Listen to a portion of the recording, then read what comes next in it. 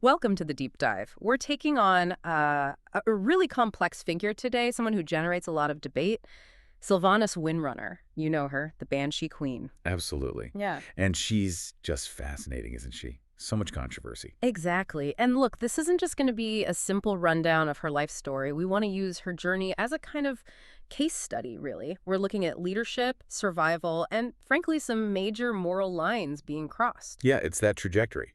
From this, noble high elf protector, this guardian figure. To this incredibly divisive warchief who ends up, well, challenging the whole cosmic order. It's quite the arc. It really is.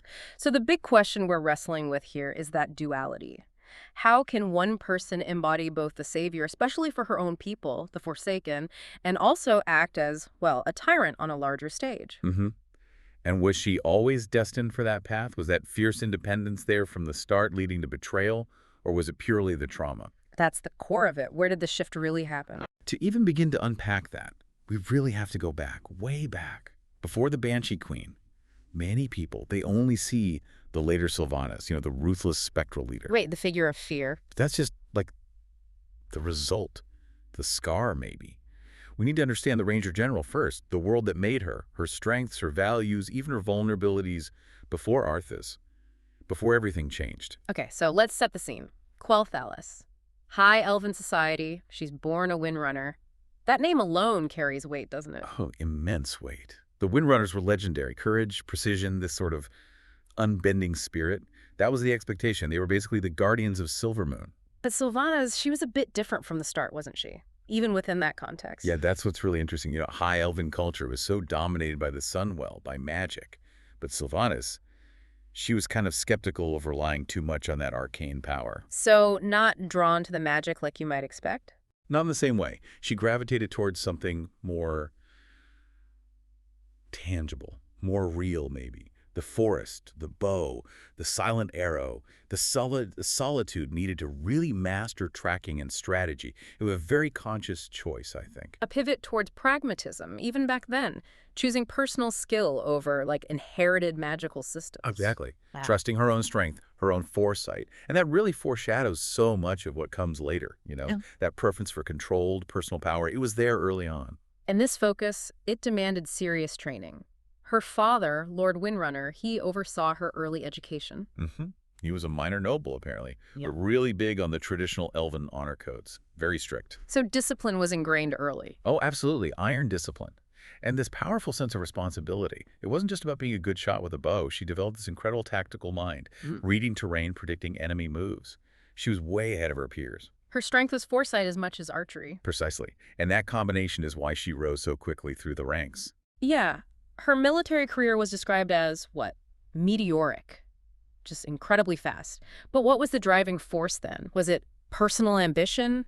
Wanting power? I don't think so. Not primarily. Everything suggests it was duty, pure and simple, a really profound sense of obligation to protect her people, protect the forests of Eversong Woods. Service over self-glory. That's the feeling you get. Yeah. She was a guardian first, a leader second, almost. The rank, Ranger General, wasn't something she sought for its own sake. It was earned because she was the best, and the role was necessary. And she reaches this pinnacle, Ranger General of Silvermoon, the highest military authority for her people. The absolute commander of their defenses. Just right before everything falls apart. Yeah, the timing is just brutal, isn't it? She spends decades perfecting the defense against known threats, trolls, border skirmishes, that sort of thing. Preparing for the wrong war. Exactly. No amount of training, no matter how brilliant, could have prepared Quel'Thalas or Sylvanas for the kind of existential horror the Scourge represented. It makes her dedication almost tragic in hindsight. She was the perfect shield against the storm she couldn't possibly weather. And that perfect shield was about to be utterly shattered. So, the third war hits, and the Scourge, led by Arthas and Menethil. Well, it's unlike anything they've ever faced. Sylvanas' leadership is immediately put to the ultimate test. And this wasn't just an invading army, right? It was described more like a plague, an extinction event. That's right. It wasn't about conquering territory in the usual sense. It was about consuming life itself, turning people into the undead. Villages just fell. The forests she loved burned. The High Elves were facing total annihilation. Despite her best efforts. Oh, she fought with incredible valor, forced this desperate, drawn-out defense, used every trick in the book, ambushes, guerrilla tactics, you name it. But the Scourge, It was just relentless, fueled by necromancy, seemingly endless numbers. Until the final stand, she confronts Arthas directly. A final act of defiance, really. Noble, brave, but ultimately futile against his power at that point. She's mortally wounded. Quel'Thalas falls. The Sunwell is defiled. And that should have been it. A hero's tragic end. Right, a noble death in defense of her homeland. But Arthas, he denies her even that. And this is the absolute crux of her transformation. He doesn't just kill her. No, it's worse. It's calculated cruelty, psychological torture. He rips her soul from her body and raises her as a banshee, a spectral slave bound entirely to his will. Turning her greatest strength, that unbreakable will, into her prison. Exactly. Think about what that means. The Sylvanas we knew was defined by her agency, her choices, her command, her control. The Banshee had none of that. She was a puppet, forced to watch, even participate in the destruction of everything she ever valued. Her consciousness trapped in this tortured, ethereal form. It's the ultimate violation. And tactically, what did being a Banshee give her, even while enslaved? Obviously, it's horrific, but did it change her capabilities? Well, yes. It granted her immortality of a sort. Spectral powers. She could phase through things, command fear, manipulate shadows. Didn't need food or rest. In a purely tactical sense, the Banshee was arguably more dangerous than the Ranger General. Immune to mortal limitations and fears. Right, which just adds another layer of bitterness to her forced servitude under Arthas. He created a more potent weapon, but one enslaved to him. But even in that state, somehow, her original spirit wasn't completely broken. That independence, that discipline we talked about, it endured. That's the incredible part. That core of iron will honed over decades. It fought back. It wasn't like flipping a switch. It must have been this agonizing internal struggle, consciousness fighting against necromantic domination. She broke free. She did. Yeah. Through sheer force of will, clinging to memories, to her sense of self. It's maybe the ultimate testament to her spirit. It literally couldn't be killed, even when her body was. Wow. But the Sylvanas who emerges, she's not the Ranger General anymore. The duty is gone. Completely replaced. Now it's vengeance. Pure, focused, all-consuming vengeance. For her soul, her people, her life, everything Arthas took. And that vengeance now has terrifying new powers to fuel it. She understands undeath now. She can command it. And she knows Arthas, knows the Scourge intimately. The Protector died on that field, the Banshee Queen. Driven by this burning, calculated malice, she was born. And she wasn't alone for long. So she breaks free. Priority number one, get Arthas. Secure her own freedom, but pretty quickly that personal vendetta has to become something bigger, right? Because she finds others like her. Exactly. She heads back towards the ruins, Lordaeron, Quel'Thalas, and finds these pockets of undead who have also broken free from the Lich King's control, the Forsaken. Confused, traumatized, ostracized by everyone. Utterly. They're abominations in the eyes of the living, broken, directionless, and Sylvanas gives them purpose. She gathers them. And this leads to the founding of the Undercity, building a nation literally in the ruins of their old enemy's capital. Yeah, carving out a kingdom beneath the ruins of Lordaeron. It's such a powerful image.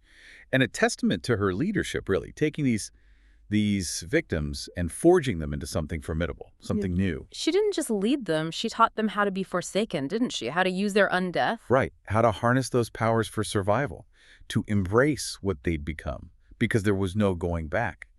The Undercity itself, this hidden labyrinthine place, it kind of reflects her leadership style, doesn't it? Hidden, resilient, fiercely self-protective. So let's dig into that leadership style, this ruthless pragmatism. What's the deal she offers her people? What's the Forsaken social contract, basically? It's brutal, but simple. Survival above all else. She understands that the living world sees them as monsters anyway, so fine, use that fear. Cruelty can command obedience, especially when you've all been victims. But for the long haul, you need cunning, strategy. Playing the long game. Exactly. She instills this really potent mix of victimhood, the world hates us, we must defend ourselves, and aggression, we will do whatever it takes to endure. It's a very specific, very dark form of national identity. And this pragmatism leads her to make alliances. She realizes the Forsaken can't survive totally isolated. They need protection, or at least cover. Which brings her to Thrall and the Horde. A really calculated move. Calculated how? What was the thinking there? Well, the Horde offered a shield, military protection against the lingering scourge, and crucially against the Alliance, who obviously saw the Forsaken as an immediate threat right on their doorstep. It also gave them a measure of political legitimacy, however grudging. So, join the faction to gain security. What was the cost? In her eyes, minimal. Nominal allegiance, occasional military support when it suited Forsaken interests, but true loyalty to Horde ideals, to Thrall's sense of honor, never. Not part of the calculation. Not at all. She consistently put Forsaken survival and goals first. Always. She used the Horde alliance, leveraged it brilliantly, but her loyalty was solely to her people. And her methods reflected that, right? Assassination, espionage, the Blight. Things that made even her Horde allies uneasy. Deeply uneasy. These weren't honorable tactics by Orcish or Tauren standards, but they were effective, undeniably effective. Her goal wasn't winning glory for the Horde. It was carving out space and resources for the Forsaken to endure, maybe even thrive, in a world that wanted them gone. She became this figure, respected by her own, deeply feared and distrusted by almost everyone else. Okay, so her tactical brilliance, especially against the Alliance, using her unique undead advantages, that made her incredibly valuable, didn't it? Even if people didn't trust her. Indispensable, really. She fought differently, used mobility, fear, psychological warfare in ways mortal commanders just couldn't grasp. She wasn't playing by their rules. It wasn't a human war she was fighting. No, it felt more existential. She weaponized fear itself. Against the Alliance, she was this ghost in the machine. Striking unexpectedly, using their own dread against them, forcing them to question everything they thought they knew about warfare. But then, something shifts. It moves beyond just defense, beyond securing the Undercity. Her ambition seems to grow to become something much bigger. Yes. There's a point where survival isn't enough. She starts thinking about reshaping the whole board, ensuring Forsaken safety not just through defense, but through dominance. Or at least neutralizing all potential threats permanently. That's a huge leap from the Ranger General protecting Eversong Woods. It's a fundamental shift in worldview. Defense is reactive. She becomes proactive, seeking to impose her will on Azeroth itself. And the Horde. Well, the Horde becomes the most powerful tool she has to achieve that vision. Which leads us to Teldrassil, the burning of the World Tree, an act that seemed to cross every conceivable line. The point of no return. Utterly devastating. Universally condemned. This was the moment her ruthless pragmatism tipped over into something else entirely. What was the strategic thinking there, if any? Or was it purely nihilistic? Well, arguments are made that it was strategic shatter Alliance morale, seize a key territory in Kalimdor. But the method, the deliberate mass incineration of a civilian population that showed her vision, was completely uncompromising. She was willing to commit any atrocity, any transgression, if she believed it served the ultimate end, securing the future as she saw it. It stripped away any remaining pretense of the old honor codes. Completely. It was a declaration. And yet, right after this, maybe even partly because of this display of ruthlessness, she becomes Warchief of the entire Horde. How does that happen? It's paradoxical, isn't it? But for a certain faction within the Horde, the ones who valued strength, decisiveness, winning at any cost, her actions at Teldrassil looked like strong leadership. Brutal, yes, but effective. The kind of leader you need to win a total war. That was the argument. So her tenure as Warchief focused immediately on militarization, developing darker magic, making the Horde leaner, meaner, more efficient. She delivered results, in a purely military sense. But that consolidation of power, built on such brutality, it inevitably caused fractures within the Horde, right? Who pushed back? The pushback came from those who still valued the Horde's soul, its sense of honor. Figures like Saurfang, representing the Old Guard. They saw Teldrassil not just as a tragedy, but as a betrayal of what the Horde was supposed to stand for. They feared she was destroying the Horde from the inside out. Exactly. Her obsession with strength, with survival at all costs, started to look reckless, nihilistic even. It wasn't just about fighting the Alliance anymore, it was about what the Horde was becoming under her leadership. So she offered this incredible strategic mind, this path to victory.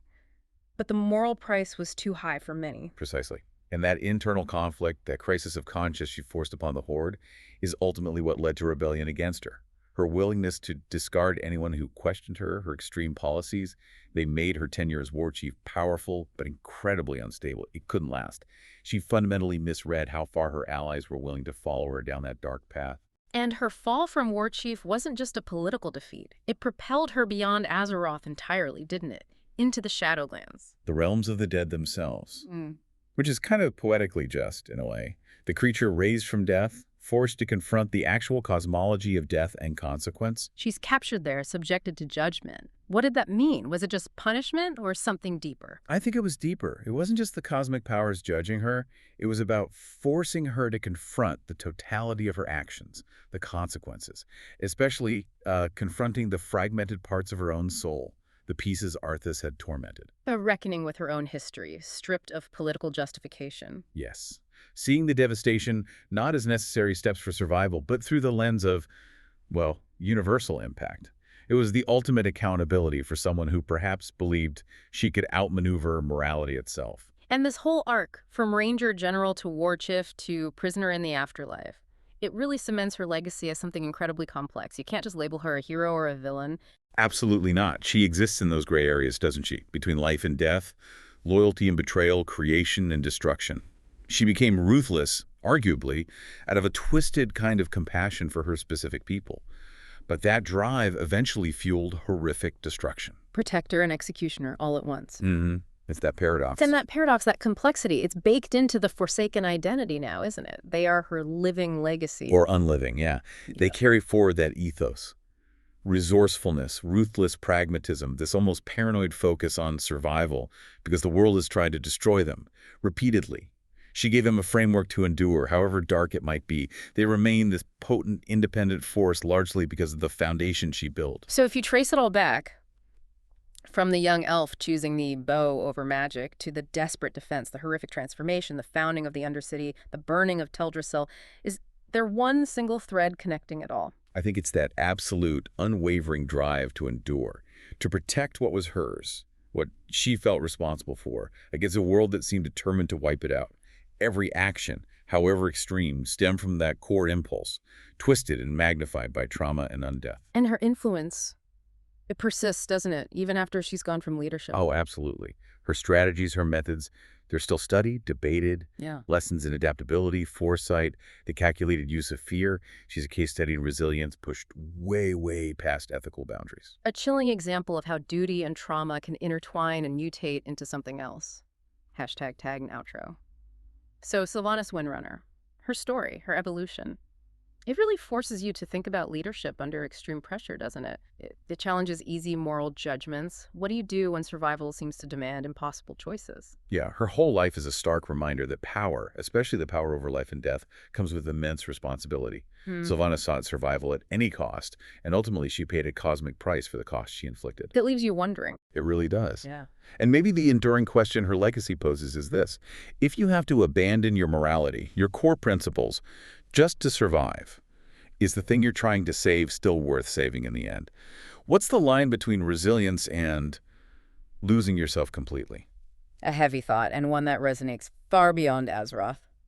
That's all the time we have for this deep dive. Thanks for joining us. Thank you. We'll catch you on the next one.